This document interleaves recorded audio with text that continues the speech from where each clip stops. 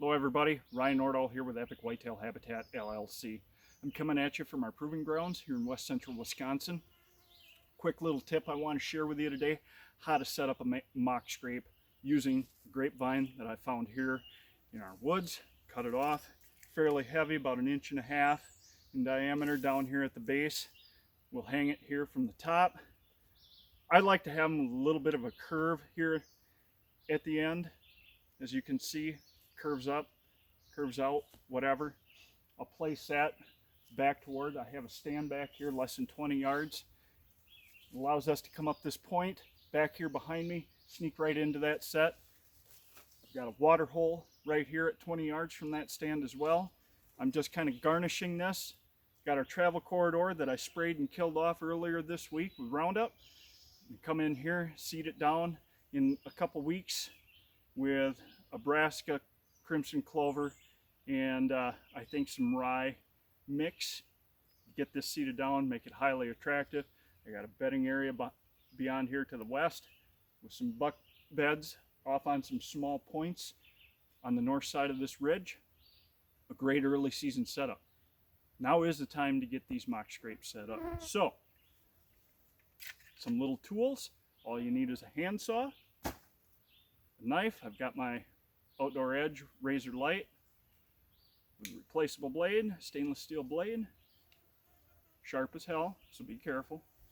Simple paracord. Again, I'm setting this up for less than 5 cents. Now, I've already taken advantage of some time here, strung up my paracord. This, I've wrapped it up around a branch already. Little rock, I should have probably used a little bit heavier rock, but I got it to work, got it down here. Now, you can tie some paracord between two posts, two trees, whatever you have. Here, I'm using a branch up above that's about 20 feet up in the air. I've thrown that rock with a paracord tied around it up over. I've got it here. I'm tying it up high. Get a couple good wraps around it, and I'm just going to do a simple overhand knot.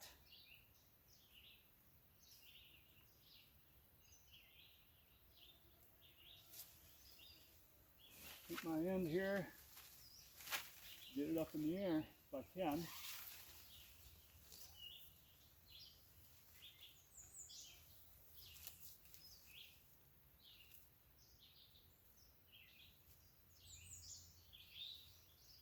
Got it here.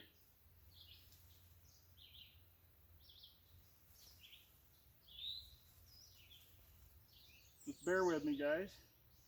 Again, I'm using a pretty flimsy limb, but then I'll go over here, move the camera, and I'll tie it off to this oak tree.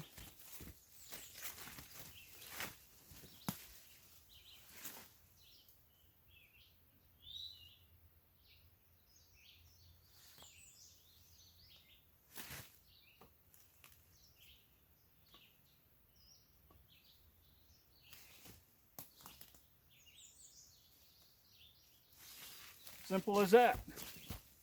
Now I'm going to show you here. I think you can still see it. I want the vine down here this low. And the reason I want it this low is because I want fawns to be able to reach it and hit it as well as soon as they possibly can. Fawns are getting some growth on them now. They can at least get up on their hind legs and hit this mock vine. It should work. It's worked in the past. It's a high traffic area. That's where I suggest doing the vines. Now, I've got licking branches all the way up and down. I like the vines right out in front of my stand locations. That's where I like my vines. But I do have this travel corridor littered with licking branches, opportunities. I want that deer wasting as much time as he possibly can while on this property. I'm giving him opportunities to stop, lick branches, leave his mark, work the scrape, and then eventually move on. But the more opportunities he has to scrape, the more time he's wasting here on our ground. That's my little tip for today. That's how to set up a successful mock vine scrape, and I hope it can work for you as well. Thanks for joining me.